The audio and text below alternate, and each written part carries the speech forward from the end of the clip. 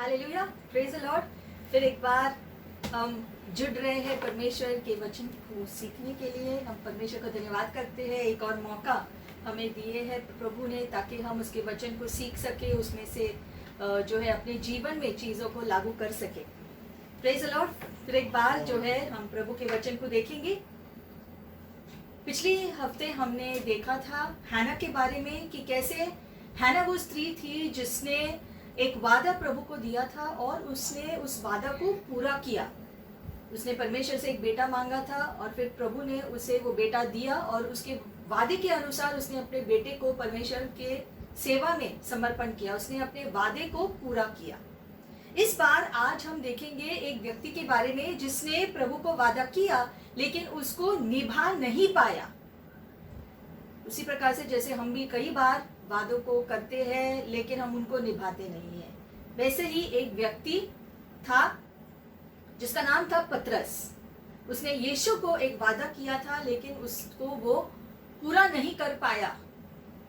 हालांकि उसके हृदय में कोशिश थी, इच्छा थी, लेकिन वो नहीं कर पाया। हम देखते हैं पतरस कौन है। पतरस यीशु मसीह का एक शिष्य था। यीशु मसीह के 12 शिष्य थे और 12 शिष्यों में से एक शिष्य जो पतरस था। पतरस को खास करके जो है सुसमाचार प्रचार करने के लिए, जो है खास अगुवाई होने के लिए निर्देशन यीशु ने उसे दिया था। उसे जो है यरूशलेम के कलीसिया के ऊपर जो है अगुवाई का जो अगुवाओं की मंडली का जो है नेतृत्व करने के लिए जो है पतरस को चुना था। लेकिन पतरस ने कलीसिया का नेतृत्व जो है पवित्र आत्मा आने के बाद उसने किया। पवित्र आत्मा से भरकर उसने कार्य किए, चमत्कार किए। ये सब उसने किए यीशु के पुनरुत्थान के बाद। लेकिन आज हम देखेंगे एक घटना जो घटी थी जब यीशु धरती पर थे और उसके 12 शिष्य उसके साथ थे धरती पर सेवकाई में। उस दौरान जब यीशु के धरती के जीवन का अंत आ रहा था, तब क्या हुआ था उस पर आज हम दृष्टि लगाएंगे। हम देखते हैं कि जैसे मैंने कहा कि पतरस यीशु का एक शिष्य था और पतरस वो एक व्यक्ति था शिष्यों में से जो हमेशा जब भी यीशु कोई शिक्षण देते थे तो हमेशा पतरस के मन में जो भी प्रश्न आता था तो वो तुरंत यीशु को प्रश्न पूछता था कि ऐसा कैसा होगा, किस प्रकार से होगा, अगर ऐसा है तो क्या करना चाहिए। ये सारे प्रश्न जो है खासकर जीवन के बारे में, अंतिम दिनों के बारे में, ये सब कुछ जो है ज्यादा करके प्रश्न जो पतरस पूछता रहता था और उसके लिए उसे एक बार जो डांट भी खानी पड़ी। लेकिन पतरस के इस प्रश्न पूछने के आदत की वजह से हमको काफी सारे उत्तर मिले, स्पष्टीकरण मिले। सीधे सीधे जो भी यीशु ने कहा उसका जो है जो व्याख्यान, जो मतलब हमको समझ में आया, क्योंकि यीशु ने पतरस के प्रश्नों का जवाब दिया। तो हम जो है एक प्रकार से पतरस के प्रश्न पूछने के आदत से हमने जो अपने उत्तरों को पाया है, स्पष्टीकरण पाया है। हम देखते हैं कि जो पतरस है, जैसे मैंने कहा, वो बहुत ही विश्वसनीय शिष्य था यीशु का, दूसरे शिष्यों के साथ साथ ऑफ कोर्स। लेकिन हम देखते हैं कि यीशु के धरती के जीवन के अंत में जो है एक बार हम देखते हैं अपने क्रूस पर जाने से पहले, थोड़े समय पहले जो है क्रूस पर जाने से थोड़े समय पहले यीशु अपने शिष्यों के साथ जो फसह का पर्व जो मना रहा था, जो उसका आखिरी जो फसह का पर्व था शिष्यों के साथ जो है, और यीशु ने उस आखिरी जो पर्व में जो है आखिरी जो फसह के पर्व जो मना रहे थे, वहां पर जो है हम देखते हैं यीशु ने रोटी प्याले का संस्थापना किया। रोटी प्याले का जो हमको जो करना चाहिए हर हफ्ता या जब भी जितना भी हो सके, रोटी और प्याला का मतलब है यीशु मसीह का देह और उसका लहू। यीशु मसीह का देह जो उसने हमारे लिए पूरे जो मानव जाति के लिए अपने आप को कुर्बान कर दिया, कोड़े खाए, इतने जो है शरीर के ऊपर यातनाएं झेले, ये सब कुछ उसने किया, अपने शरीर को तोड़ दिया हमारी खातिर।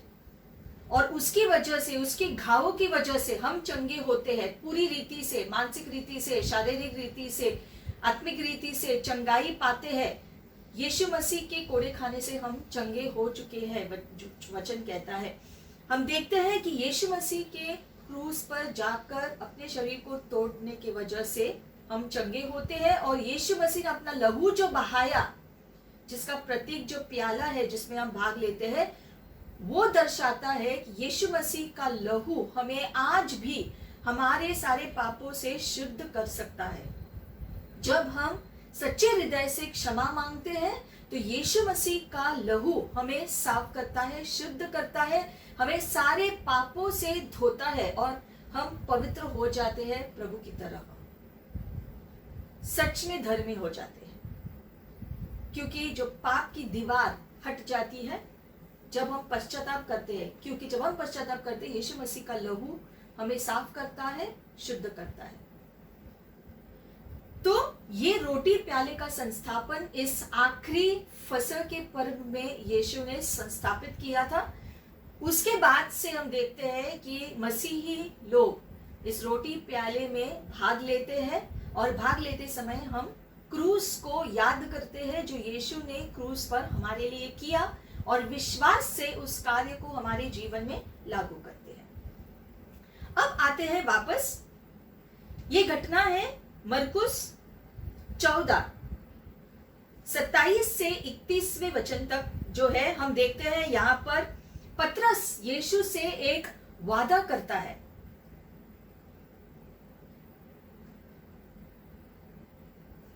पतरस जो है और दूसरे शिष्य जो वहां पर जो मौजूद थे, उन्होंने जो है यीशु के साथ जो है जो संगति रखा, वो एक साथ थे इकट्ठा।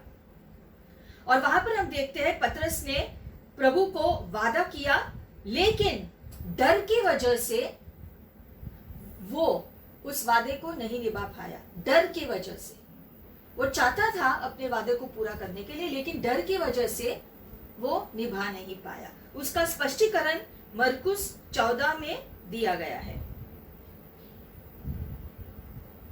हम देखते हैं यहाँ पर जब वो फसह का पर्व पूरा करके जो है जैतून के पहाड़ में चले गए यीशु और शिष्य। फसह का पर्व पूरा हुआ, रोटी प्याले का संस्थापन किया यीशु मसीह ने, ताकि आगे से हम उसके क्रूस को याद करके उसमें भाग लेते रहे। ये काम पूरा करने के बाद यीशु ने शिष्यों को लेकर जैतून पहाड़ में चले गए। जैतून पहाड़ में जाने के बाद यीशु ने वहां पर भविष्यवाणी की उनके सामने और उनको कहा कि तुम सब मुझे छोड़कर जाओगे, तुम सब मुझे त्यागने वाले हो। अब सोचो, अगर आप वहां पर यीशु के साथ होते और अगर आप हमेशा यीशु के साथ थे, खाते थे, रहते थे, लेकिन अचानक से अगर एक दिन यीशु ने कहा कि तुम सब मुझे छोड़कर जाने वाले हो, अगर आप हमेशा यीशु के साथ हो और यीशु अचानक से कहेंगे कि तुम मुझे त्यागने वाले हो, तो हम कहेंगे नहीं, हम नहीं त्यागेंगे, क्योंकि यीशु हमारे साथ है। इस समय हमारा विश्वास दृढ़ होता है प्रभु की उपस्थिति में, तो हमें पूरा विश्वास होता है नहीं, हम यीशु आपको नहीं छोड़ेंगे। लेकिन हम देखते हैं वहां पर यीशु ने भविष्यवाणी की कि तुम सब लोग मुझे छोड़ने वाले हो, तुम सब मुझे त्यागोगे।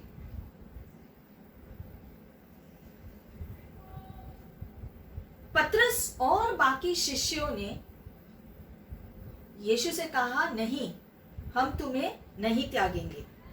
लेकिन यीशु ने कहा सच में तुम मुझे त्यागोगे, क्योंकि पुराने नियम में जकारिया की पुस्तक में जकारिया 13:7 में लिखा गया है कि चरवाह को मारा जाएगा और उसके भेड़ तितर बितर हो जाएंगे।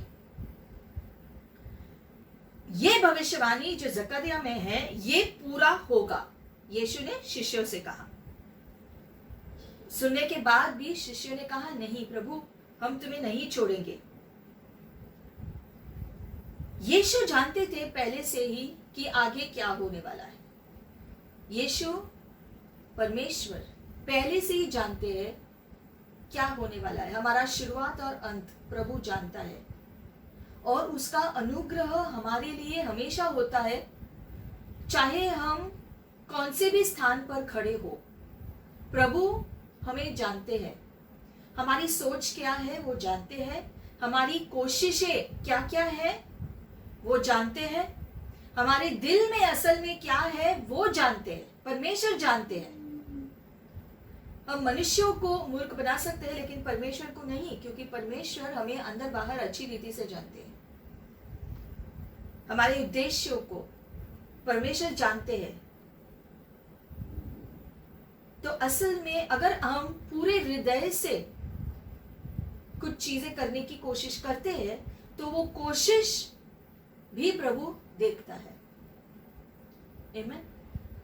तो हम देखते हैं यहाँ पर यीशु ने अपने जो है मतलब कि अपने क्रूस पर जाने की जो प्रक्रिया होगी, बाद में उसे क्रूस पर डाला जाएगा, लेकिन 3 दिन के बाद वो फिर से जी उठेंगे। ये सारे भविष्यवाणी यीशु ने शिष्यों को पहले से ही दी थी जब यीशु धरती पर थे। ये अंतिम समय का घड़ी है, लेकिन यीशु के पूरे जो है सेवकाई के सालों में यीशु ने शिष्यों को बहुत सारी बातें कही, बहुत सारी भविष्यवाणियां बताई। उसमें से यीशु ने अपने आप के बारे में भी कहा कि उसे जो है सारी यातनाएं झेलनी पड़ेंगे और वो खुद अपने आप को त्याग रहे हैं। कोई और उसका जीवन नहीं लेगा, लेकिन वो खुद अपने जीवन को त्याग रहे हैं मानव जाति के उद्धार के वजह से। और इसीलिए यीशु मसीह धरती पर आए थे। वो परमेश्वर पहले से ही इस उद्देश्य को लेकर आए थे कि मानव जाति का पाप यीशु अपने ऊपर लेकर, उसका दंड अपने ऊपर लेकर वो सारा जो है दाम चुकाएगा हमारे लिए, ताकि हम सब जो विश्वास करेंगे यीशु पे कि यीशु मैं विश्वास करता हूँ, आपने मेरे लिए अपनी जान दी, धन्यवाद प्रभु कि आपने मेरा दंड अपने ऊपर लिया, आपका लहू मुझे शुद्ध करता है, प्रभु धन्यवाद। जब हम ऐसा विश्वास करते हैं तो हमारे सारे पाप शुद्ध जो है धुल जाते हैं और हम शुद्ध हो जाते हैं, और शुद्ध होने के वजह से हम उद्धार के रास्ते पर वापस चलने लगते हैं। आमीन। तो हम देखते हैं कि यीशु मसीह पहले ही उनको भविष्यवाणी दिया था कि वो कैसे सब कुछ होने वाला है, और उन्होंने शिष्यों से ये भी कहा कि मेरे पुनरुत्थान होने के बाद, मतलब मेरे मरने गाड़े जाने के बाद 3 दिन के बाद मेरा पुनरुत्थान होगा। पुनरुत्थान होने के बाद मैं तुम्हें मिलूंगा। मतलब यीशु उनको पहले से ही बता रहे हैं कि अब मैं तुम्हारे साथ हूँ, लेकिन अब वो मुझे जो है थोड़े समय में जो है मेरा जो समय आने वाला है जहाँ पर जो है मुझे मारा जाएगा और फिर मैं तुम्हें मिलूंगा। कब? पुनरुत्थान के बाद। यीशु ने उनसे कहा कि मैं तुम्हें गलील में मिलूंगा मेरे पुनरुत्थान के बाद। मतलब यीशु पहले से उनको सब कुछ बता रहे, सारे निर्देशन दे रहे हैं, कब कैसा होगा, तुम्हें क्या करना है, कैसे करना है। यीशु ने ये सब कुछ शिष्यों को पहले से ही बताया, उनको तैयार किया, उनको सारा ज्ञान दिया। इसमें हम सांत्वना पा सकते हैं कि परमेश्वर आपके जीवन के बारे में भी उसी प्रकार से सब कुछ जानते हैं। शुरुआत से लेकर अंत तक क्या क्या होगा, कैसे होगा, सब प्रभु जो है वो जानते हैं। अपने जीवन में जो भी हो रहा हो, आप प्रभु पे विश्वास करो, वो सारी चीजों के नियंत्रण में है। सब कुछ जो हो रहा है आपके जीवन में वो जानता है। वो तुम्हारे आंसुओं को देखता है, तुम्हारी प्रार्थनाओं को सुनता है। जैसे हमने सीखा था अय्यूब की पुस्तक में भी कि अय्यूब ने जो हर रोज प्रार्थना किया, परमेश्वर ने देखा और परमेश्वर ने गर्व किया अय्यूब के जीवन की वजह से कि मेरा ये दास विश्वसनीय है। आप अगर विश्वसनीय रहते हो तो प्रभु आपके जीवन को देखा है और आपको उसका इनाम भी मिलेगा। आमीन। आप डटे रहो, प्रभु पर विश्वास बनाए रखो और जो सही है वो करो, और प्रभु आपको वो बल देगा, वो बुद्धि देंगे, और उसकी उपस्थिति से, उसकी सुरक्षा कवच से आपको ढाके हुए रखेंगे। बस अपना विश्वास दृढ़ बनाए रखो उस पर। वचन कहता है उस पर विश्वास करो और तुम्हारा उद्धार होगा। वापस आएंगे तो जब यीशु ने कहा कि तुम सब लोग मुझे त्याग कर जाने वाले हो, तब पतरस और सारे शिष्यों ने नकारा। उन्होंने कहा नहीं नहीं, हम तुम्हें नहीं छोड़ेंगे। तब यीशु ने पतरस से कहा, आज ही रात को, आज ही के दिन, आज ही के रात को पतरस, यीशु पतरस से कहते हैं कि पतरस आज ही के दिन, बल्कि आज ही के रात तुम मुझे मुर्गे के बांग देने, 2 टाइम देने के टाइम पर जो है तुम मुझे 3 बार नकारोगे। मतलब कि जब तक मुर्गा जो 2 बार जो बांग देगा तब तक तुम मुझे 3 बार नकार चुके होंगे आज रात को। यीशु जानते थे कि पतरस आगे क्या करने वाला है, शिष्य आगे क्या करने वाले हैं। यीशु जानते थे, उसके बावजूद यीशु उनको निर्देशन दे रहे हैं, आपको क्या करना है, कैसे करना है, मैं फिर भी तुम्हें उठाने वाला हूं, आगे तुम मेरा काम करने वाले हो। तो इसलिए अगर हम कभी भी किसी चीज में अगर हारेंगे भी तो भी हमें निराश नहीं होना है। अगर हम किसी चीज में हार गए, अगर किसी चीज में फेल भी हो गए, तो भी फिर से उठो, क्योंकि प्रभु ने आखिर में तुम्हें उठने के लिए बनाया है, वो तुम्हें उठाएगा। फिर से उठो, फिर से कोशिश करो। आमीन। तो पतरस के आगे चूकने के ज्ञान होने पर भी यीशु ने उसको प्रोत्साहन दिया कि मैं तुम्हें मिलूंगा मेरे पुनरुत्थान के बाद गलील में। यीशु ने ऐसा नहीं कहा तुम मुझे नकारोगे तो फिर खत्म हो जाएगा, नहीं। यीशु ने कहा कि तुम मुझे नकारोगे अभी, लेकिन बाद में मैं तुम्हें मिलूंगा। तो हमारे कमजोरियों के बावजूद भी प्रभु हमें एक्सेप्ट करते हैं। प्रभु हमारे ऊपर ध्यान रखता है हमारी कमजोरियों के बावजूद, अगर हम अपने सच्चे हृदय से जीवन जीते हैं तो। इसलिए पारदर्शी होना सबसे अच्छा होता है। अपने जीवन में पारदर्शी रहो, अपने प्रार्थनाओं में पारदर्शी रहो।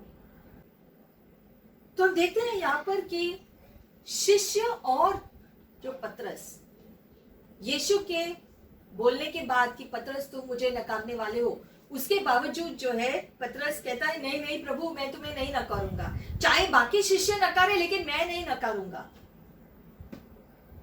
पतरस ने कहा कि अगर दूसरे शिष्य भी आपको छोड़ेंगे लेकिन मैं तुम्हें नहीं छोड़ूंगा प्रभु।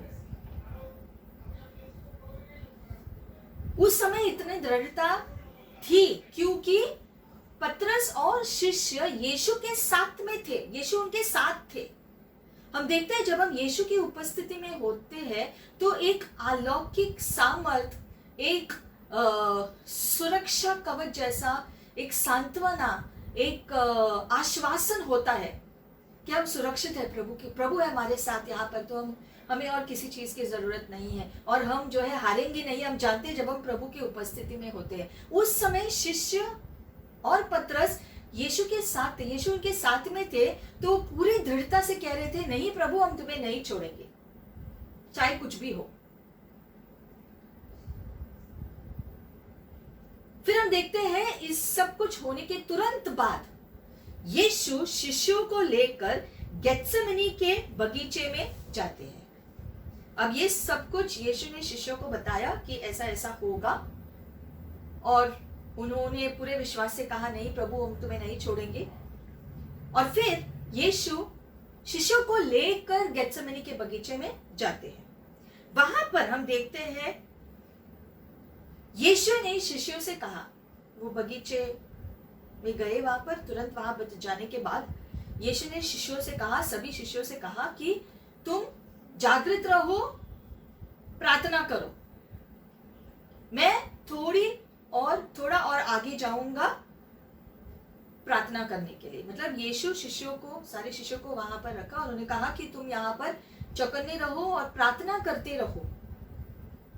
और यीशु खुद थोड़ा और आगे जाकर अकेले में प्रार्थना करने के लिए गए, क्योंकि वचन कहता है कि उसका हृदय दुख से भरा हुआ था, उसका प्राण दुख से भरा हुआ था।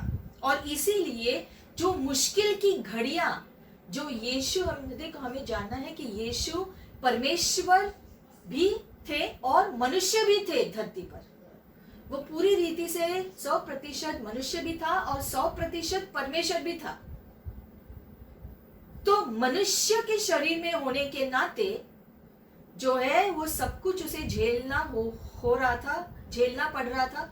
वो जानते थे कि कैसे कोड़े बरसाए जाएंगे, कैसे उसका मांस जो है हड्डियों से अलग किया जाएगा, कितना दर्द उसको सहना पड़ेगा, क्या क्या होने वाला है। भाला जो है उसके छाती में डालने वाले हैं, जो है कांटों का ताज उनको पहनाया जाएगा।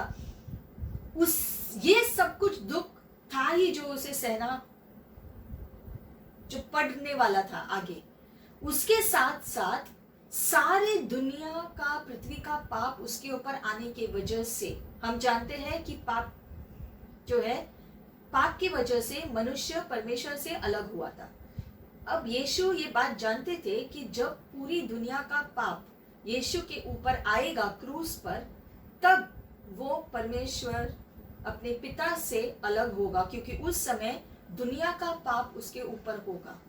और ये सोच उसे बहुत सता रहा था कि वो अपने पिता से अलग होगा इस कठिन परिस्थिति में, पाप की वजह से। और शरीर में होने के नाते जो है सारी जो यातनाएं भी उसे झेलनी थी। ये सारे मुश्किल घड़ियों का जो आगे सामना करना है, उसके वजह से यीशु गत्सेमनी में गए थे प्रार्थना करने के लिए। हर मुश्किल की घड़ी, चाहे जो भी हो, चाहे आप मुश्किल घड़ियों को अभी भी अगर आप झेल रहे हैं या आगे अगर आने वाली है, तो उसके लिए जो शक्ति की जरूरत पड़ेगी वो प्रार्थना में हमें मिलेगी। और यीशु ने यहाँ पर हमें सिखाया है कि कोई भी मुश्किल घड़ी हो, उसे झेलने के लिए, संभालने के लिए हमें प्रार्थना से शक्ति पाना है। प्रार्थना से हम बलवान हो सकते हैं। उस मुश्किल की घड़ियों में दृढ़ खड़े होने के लिए हम खुद से नहीं कर सकते हैं। यीशु ने ये रहस्य यहाँ पर हमें बताया है कि मुश्किल की घड़ियां जब आने वाली है या फिर आ चुकी है, तो उसे झेलने के लिए एक ही रास्ता है, और वो है प्रार्थना में रहना जितना हो सके।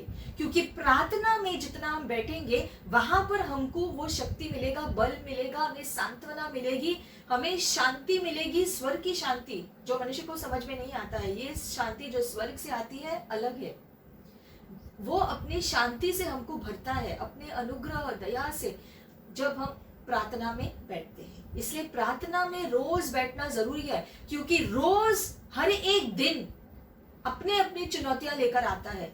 इसलिए हर एक दिन की चुनौती का सामना करने के लिए हमें बल की जरूरत है, और वो बल हमें तब मिलेगा जब हम सुबह सुबह प्रार्थना करेंगे और वो दिन को प्रभु के हवाले करेंगे। सुबह में जब हम प्रार्थना करते हैं तो हम पूरे दिन में जो कुछ भी होगा उसके लिए तैयार होते हैं। आमीन। इसलिए हम कहते हैं कि सुबह प्रार्थना करना अच्छा है, क्योंकि सुबह में जब हम प्रार्थना करते हैं तो हम प्रभु के आत्मा से भर जाते हैं, उसके आशीषों से भर जाते हैं, उसके बल से भर जाते हैं। विश्वास हमारा और मजबूत हो जाता है, और तब पूरे दिन में जो कुछ भी होता है, हम जो है अच्छी रीति से अपने दिन को संभाल पाते हैं। अगर चुनौतियां भी आए तो भी हम शांति से, पूरे बुद्धि से हम पूरे दिन को संभाल पाते हैं, अगर हम सुबह में प्रार्थना करते हैं। तो हम देखते हैं यहाँ पर कि यीशु ने खुद मुश्किल की घड़ी का सामना करने के पहले खुद प्रार्थना करने के लिए गए थे। और ये यीशु ने शिष्यों से कहा था, यीशु ने शिष्यों से कहा चौकन्ने रहो, प्रार्थना करो। और फिर यीशु प्रार्थना करने के लिए गए। यीशु ने प्रार्थना किया, वो जो पहली बार गए उन्होंने प्रार्थना किया और वापस आए। उन्होंने देखा कि शिष्य सो रहे हैं। मतलब जब यीशु प्रार्थना कर रहे थे, आगे अपने जो है आने वाले संकट की घड़ी के लिए वो प्रार्थना कर रहे थे, विनती कर रहे थे, उनका हृदय दुखित था। तब जो है जब यीशु प्रार्थना कर रहे थे, शिष्य यहाँ पर सो गए। यीशु ने उनको जगाया। वो जब वापस आए तो उन्होंने ये शिष्यों को जगाया और उन्होंने उनसे कहा कि क्या तुम 1 घंटा भी प्रार्थना नहीं कर सकते हो? 1 घंटा तो प्रार्थना करो। इसलिए प्रार्थना करो, यीशु ने एक रहस्य यहां पर दिया। इसलिए प्रार्थना करो ताकि तुम परीक्षा में न पड़ो।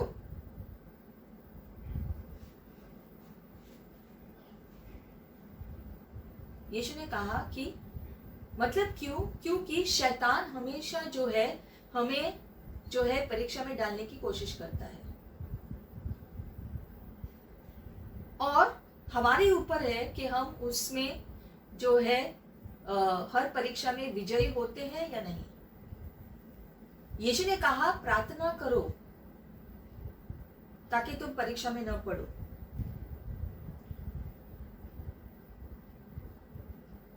यीशु ने शिष्यों को देखा कि वो सो रहे थे क्योंकि उनका शरीर कमजोर था। यीशु ने उनसे कहा कि तुम्हारी आत्मा चाहती है प्रार्थना करना, लेकिन तुम्हारा शरीर कमजोर है। यीशु जानते हैं कि आप प्रार्थना करने की कोशिश कर रहे हो। यीशु ये भी जानते हैं कि आपकी आत्मा से आप चाहते हो प्रार्थना करना, लेकिन आपका शरीर कमजोर है इसमें, और इसलिए हमें अपने आत्मा के अनुसार चीजें करना चाहिए। आत्मा जो हमसे कहती है, हमारी आत्मा जो कहती है सही कहती है, लेकिन हमारा शरीर कुछ और कहता है। तो प्रभु जो चाहते हैं हमसे, हमें वो करना है। लिखा गया है यहाँ पर कि तुम्हारी आत्मा चाहती है प्रार्थना करना, लेकिन तुम्हारा शरीर कमजोर है। चौकन्ने रहो और प्रार्थना करो। यीशु ने समझा उनकी कमजोरी। यीशु समझते हमारी कमजोरी। अगर आप प्रार्थना करने में संघर्ष करते हैं, प्रार्थना नहीं कर पाते हैं सुबह में, तो यीशु आपके संघर्ष को समझते हैं। अगर आप कोशिश कर रहे हो, इच्छा रख रहे हो प्रार्थना करने के लिए, तो प्रभु जानते हैं। लेकिन आपको अपने शरीर पर विजय हासिल करना है और अपनी आत्मा के जो इच्छा को पूरी करनी है। तुम्हारी आत्मा वही चाहेगी जो प्रभु चाहेगा, क्योंकि हमारी आत्मा जागृत किया गया है जब हम यीशु को अपना लिया था अपने जीवन में। तब हमारी आत्मा जागृत हुई थी और प्रभु हमारी आत्मा में बातें करता है और हमारी आत्मा द्वारा हमसे कहता है हमें क्या करना चाहिए। इसलिए हमारी आत्मा के द्वारा हम प्रार्थना करना चाहते हैं। हमारी आत्मा चाहती है प्रार्थना करना, हमारा शरीर कहता है नहीं, आज थक गए हैं, नहीं आज बदन में दर्द है, आज नहीं प्रार्थना करेंगे, नहीं आज वैसा, कल करूंगा, ये शरीर कहता है। लेकिन जैसे मैंने कहा कि जब हम वादे करते हैं, खासकर अगर कोई वादा किया है कि प्रभु मैं सुबह में 6 बजे उठकर प्रार्थना करूंगा, ऐसा अगर आपने कहा है, तो आप 6 बजे उठो प्रार्थना करने के लिए, क्योंकि आपने वादा किया कि आप 6 बजे उठोगे। आप कोशिश करो उठना, क्योंकि आपकी आत्मा चाहती है प्रार्थना करना, लेकिन आपका शरीर कहता है नहीं, पूरी रात आप सोए नहीं, तो आज हम सो जाते हैं, कल करेंगे। फिर वो कल करके वो कल आता नहीं है। इसलिए 6 बजे उठो प्रार्थना करने के लिए, चाहे फिर आप कितना भी समय बैठे या आप कितना भी समय जो बैठ पाओ, लेकिन उठो, इच्छा रखो प्रार्थना करने के लिए सुबह उठकर। और एटलीस्ट जो है हमें उस स्तर तक पहुंचना है, एटलीस्ट कम से कम 1 घंटा प्रार्थना करने के लिए उस स्तर तक पहुंचना ही है।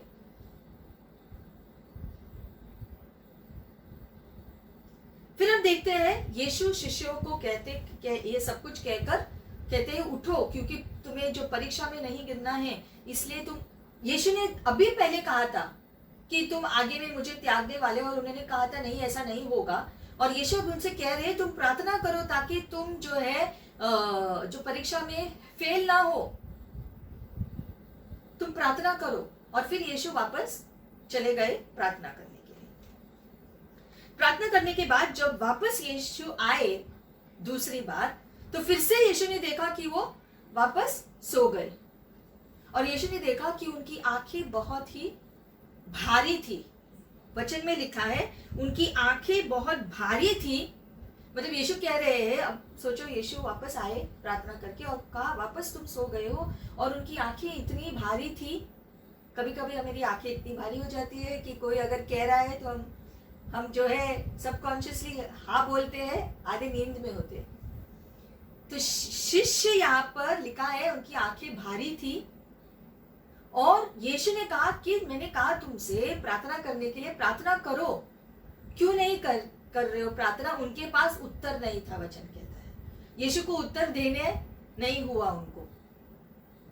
कई बार हम प्रश्न पूछते हैं कि आप में से कितने लोग प्रार्थना कर रहे हैं, और कई लोगों के पास उत्तर नहीं होता है क्योंकि वो नहीं कर पा रहे होते प्रार्थना।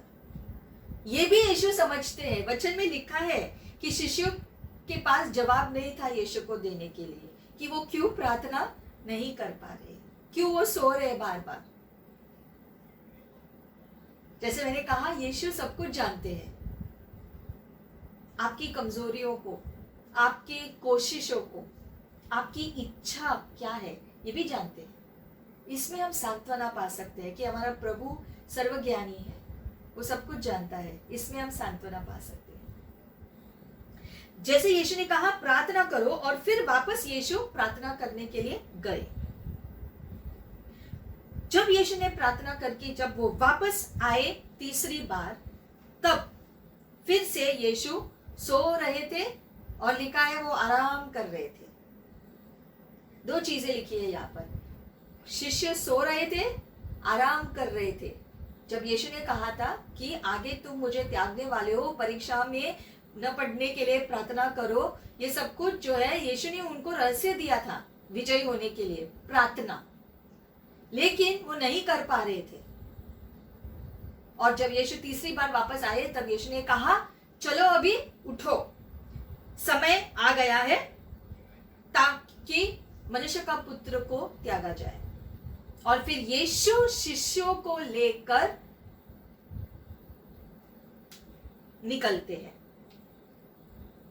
तुरंत लिखा गया है वहां पर, तुरंत जूडस इस्कारियत आता है सैनिकों को लेकर यीशु को जो बंदी बनाने के लिए। तब वहां गेत्सेमनी के बगीचे में भी वहां पर संघर्ष हुआ, क्योंकि सैनिक आए थे उस समय यीशु को अरेस्ट करने के लिए। तब पतरस जो है, इसी पतरस ने एक व्यक्ति का जो कान काटा तलवार से, लेकिन यीशु ने उसको डांटा वहीं पर, और उसने उसे कहा कि तुम्हारा तलवार अंदर रख दो, क्योंकि मैं खुद अपना जीवन त्याग रहा हूं, और जो वचन में लिखा है, पुराने नियम के सारे जो भविष्यवाणियां जो लिखी है मेरे बारे में, उसे पूरा होना है, और वो पूरा होने के लिए मुझे वो अरेस्ट करेंगे, मेरे साथ ये सब कुछ होने वाला है। ये वचन भविष्यवाणी का पूरा होना जरूरी है। जब यीशु ने ये कहा, और यीशु ने उस व्यक्ति का जो कान जो पतरस ने काटा था उसको भी चमत्कारिक रीति से चंगाई दी, ये भी लिखा गया है।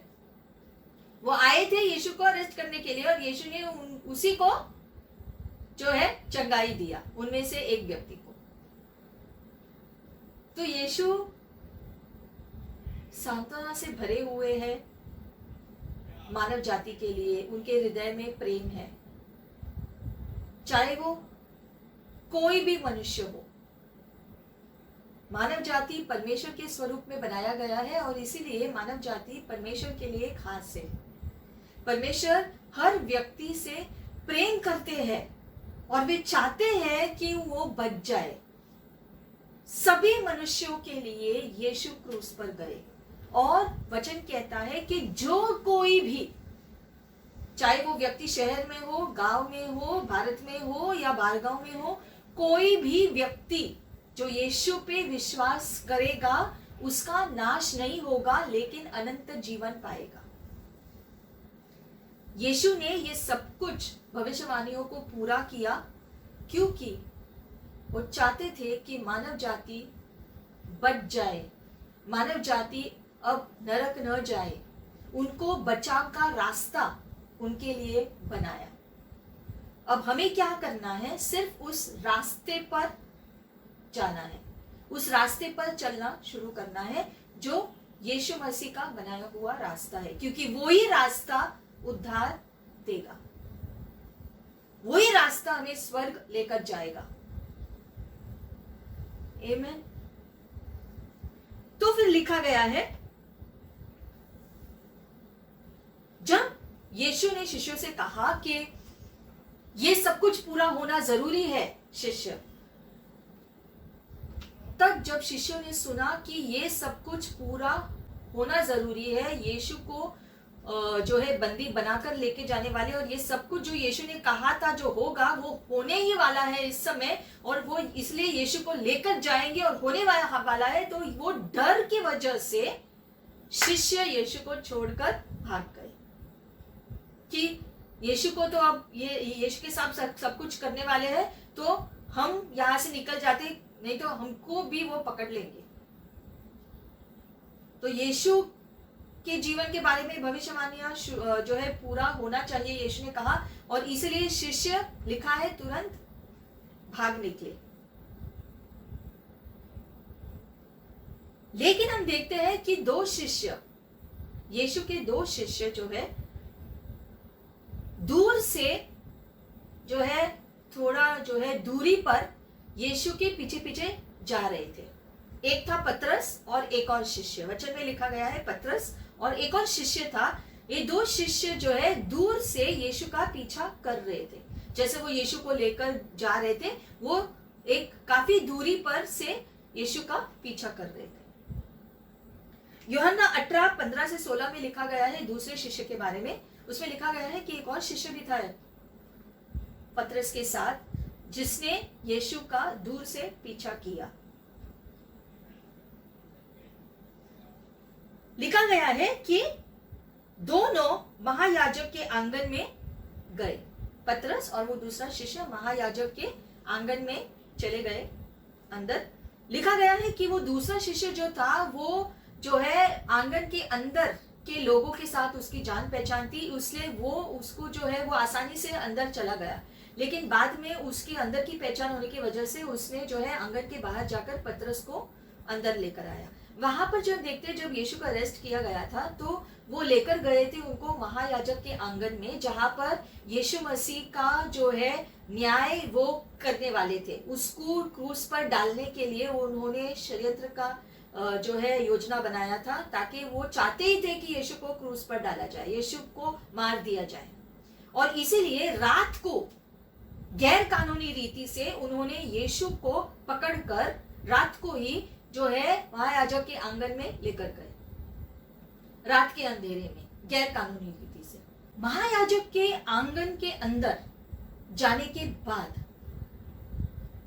दोनों शिष्य गवाह थे यीशु के साथ जो भी हो रहा था अंदर उसका। क्या हो रहा था अंदर?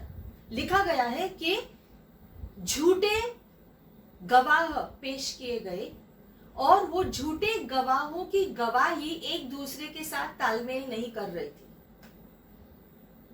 फिर भी वो गलत दोष देते रहे, लोग गलत दोष देते रहे, क्योंकि वो चाहते थे कैसे भी करके यीशु को दोषी मानना है। और फिर कुछ लोगों ने झूठी गवाही दी और उसके वजह से यीशु के ऊपर न्याय किया गया कि आखिर में यीशु को दंड का, मृत्यु का दंड दिया जाए।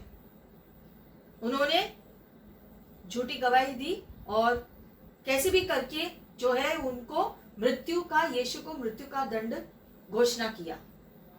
मृत्यु का दंड घोषणा करने के बाद हम देखते हैं वहां पर लिखा गया है वचन में कि उन्होंने यीशु पर थूका, उनकी आंखें बंद करके उनको पीटा और फिर उनसे कहा अब भविष्यवाणी कर। अफसरों ने भी हाथों से घूसे मारे यीशु को। ये सब कुछ चलता रहा और ये सब पतरस और दूसरे शिष्य ने देखा। पतरस ने ये सब कुछ अपनी आंखों से देखा। दोनों शिष्य गवाह थे, अंदर जो कुछ हो रहा था, गलत गवाही दे रहे थे और कैसे भी करके यीशु को उन्होंने गलत गवाही से उनके ऊपर मृत्यु का दंड घोषणा किया। अब ये सब कुछ होने वाला है ये यीशु जानते थे, जबकि यीशु ने कोई पाप नहीं किया था धरती पर रहते हुए भी। जैसे मैंने कहा यीशु परमेश्वर थे और मनुष्य थे। मनुष्य क्योंकि उसने मनुष्य के शरीर में धरती पर जन्म लिया था, लेकिन वो असल में परमेश्वर थे। परमेश्वर होने के नाते वो पवित्र है और इसीलिए यीशु ने धरती पर पाप नहीं किया। वो एक ही मनुष्य है जो धरती पर जिसने जन्म लिया और पाप नहीं किया, क्योंकि यीशु सिर्फ मरियम के कोख से उसने जन्म लिया था, लेकिन बीज उसके स्वर्गीय पिता का था। और इसलिए यीशु पवित्र थे क्योंकि वो परमेश्वर थे और इसलिए यीशु ने पाप नहीं किया। लेकिन पाप नहीं करने के बावजूद यीशु ने पाप का दंड अपने ऊपर लिया। क्यों? उसने पहले से ही ये मन में ठान लिया था कि मानव जाति के लिए मैं दंड अपने ऊपर लूंगा ताकि मानव जाति बच जाए। मेरे लोग, मेरी सृष्टि जो भटक रही है, नाश हो रही है, इसको अभी बंद करना है। मैं जाऊंगा धरती पर और मानव जाति के लिए उद्धार का रास्ता बनाऊंगा। ये परमेश्वर ने इच्छा रखी और परमेश्वर ने ये काम पूरा किया। तो हमें क्या करना है? सिर्फ उस पर विश्वास करना है और विश्वास करने पर उद्धार पाते हैं। इतना सिंपल और साधारण बनाया उद्धार के रास्ते पर आने के लिए।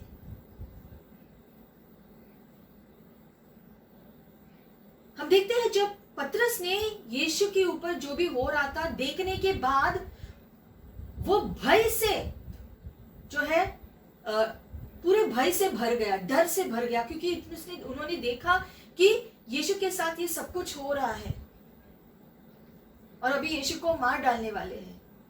ये सारे घूसे दे रहे थे, यीशु को थूक रहे थे, आंखों पर पट्टी बांधकर मार रहे थे। ये सब कुछ पतरस ने अपनी आंखों से देखा और वो डर से भर गया। क्यों? क्योंकि थोड़ी देर पहले यीशु ने उनसे कहा था प्रार्थना करो और वो नहीं कर पाए। प्रार्थना न करने की वजह से उनके अंदर वो शक्ति, वो बल, वो दृढ़ता नहीं थी इस मुश्किल की घड़ी में दृढ़ खड़े रहने के लिए। लिखा गया है आगे कि एक दासी लड़की ने पतरस को पहचाना और उसने पतरस को कहा कि तुम इस यीशु के साथ थे ना। लेकिन वचन कहता है पतरस ने कहा कि वो यीशु को नहीं जानता। पहली बार पतरस ने कहा कि मैं यीशु को नहीं जानता। फिर से थोड़े समय के बाद पतरस को कहा गया हाँ तुम यीशु के साथ थे, मैंने देखा है तुम्हें यीशु के साथ। उसने कहा नहीं नहीं, मैं यीशु के साथ नहीं था कभी। दूसरी बार पतरस ने नकारा। थोड़े समय के बाद फिर से पतरस को लोगों ने कहा, वो आंगन के अंदर के लोगों ने कहा हाँ तुम यीशु के साथ थे।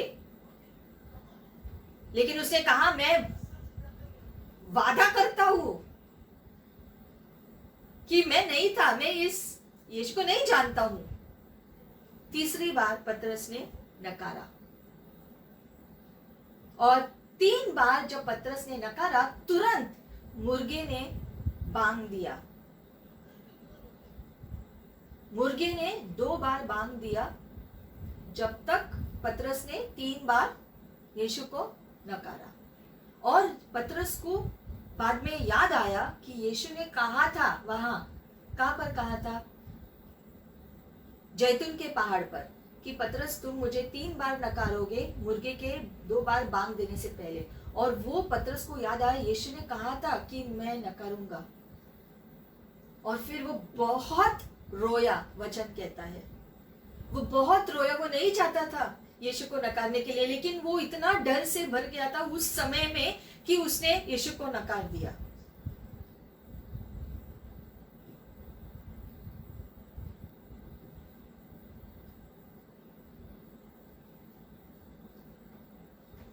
हम अंतिम दिनों में जी रहे हैं, और वचन में लिखा गया है कि अंतिम दिनों में बहुत लोग यीशु को नकारेंगे, यीशु से दूर हो जाएंगे,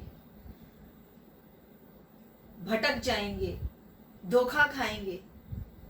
हमें उनमें से एक नहीं होना है। और कैसे नहीं होंगे उनमें से एक? अगर हम प्रार्थना रोज करेंगे। रोज प्रार्थना अगर हम करेंगे, यीशु ने रहस्य दिया है, रोज अगर हम प्रार्थना करेंगे तो हम परीक्षा में नहीं पड़ेंगे, हम हारेंगे नहीं, हर मुश्किल का हम सामना कर पाएंगे। दृढ़ता से, पूरे विश्वास से हम डटे रहेंगे। अगर हम रोज प्रार्थना करेंगे तो हम सही जीवन जिएंगे, सही रीति से, सही जो निर्णय ले पाएंगे, सही दिशा में चलते रहेंगे जब तक हम प्रार्थना कर रहे हैं रोज।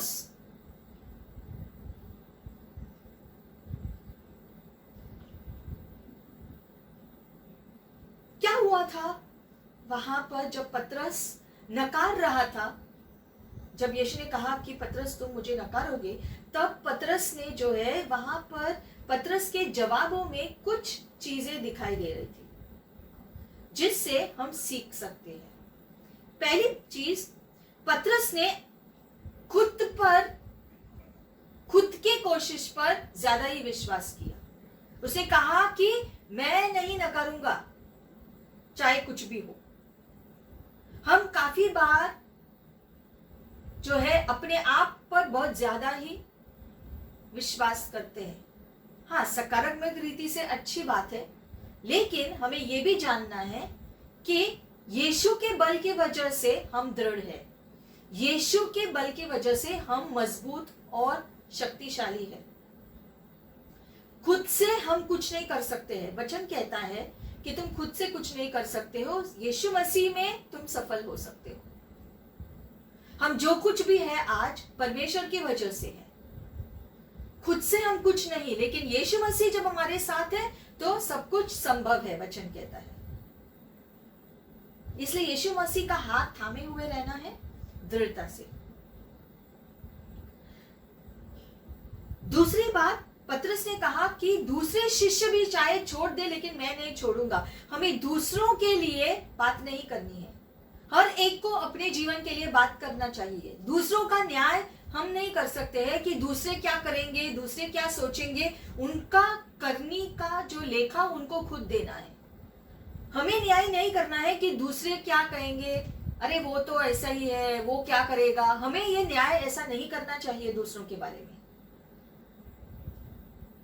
खुद को हमें अनुग्रह में रखना है, परमेश्वर के अनुग्रह में रखना है, उससे हम विजयी होंगे। और दूसरों के लिए भी अनुग्रह रखना है ताकि वो भी विजयी हो सके, क्योंकि हर मानव जाति किसी न किसी क्षेत्र में कमजोर होता है और वो कमजोरी में विजयी पा सकता है परमेश्वर की मदद से। आमीन।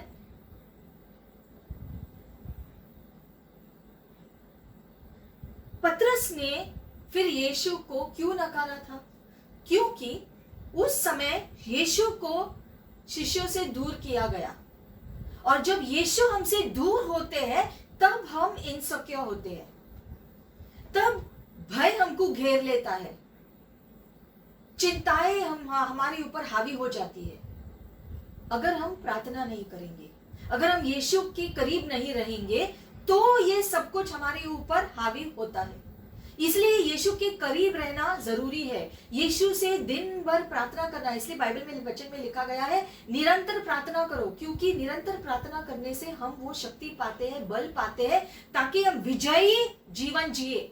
ये हो सकता है जब हम यीशु को अपने करीब रखेंगे, जब हम अपना समय प्रार्थना में रोज बिताएंगे, तब हम विजयी जीवन जी पाएंगे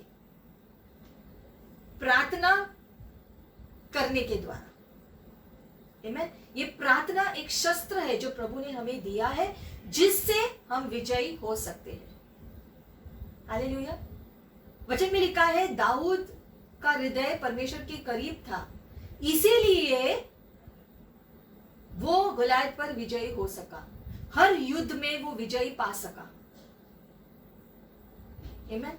उसी प्रकार से हम भी विजयी हो सकते हैं जब हम परमेश्वर के करीब रहेंगे, पूरे हृदय से परमेश्वर की इच्छा रखेंगे, उसकी इच्छा करने की इच्छा रखेंगे, उसके वचन के अनुसार जीने की कोशिश करेंगे, हमारी इच्छा रखेंगे कि प्रभु आप जो चाहते हैं उसके अनुसार मेरे जीवन में हो, प्रभु मेरी सहायता करो प्रभु, ताकि मैं आपके वचन के अनुसार अपना जीवन जीऊं। जब हम सच्चे हृदय से ये प्रार्थना करेंगे तो प्रभु हमें अपने सहन शक्ति से, अपने बुद्धि से, अपने ज्ञान से भर देगा, अपने बल से भर देगा, जो इस दुनिया की नहीं है, स्वर्ग की है। और स्वर्ग की आशीषें पाने के बाद हम अलौकिक रीति से इस धरती पर विजयी जीवन जी पाएंगे। चाबी प्रार्थना है, इसलिए निरंतर प्रार्थना करें, और जो वादे हम प्रभु को करते हैं,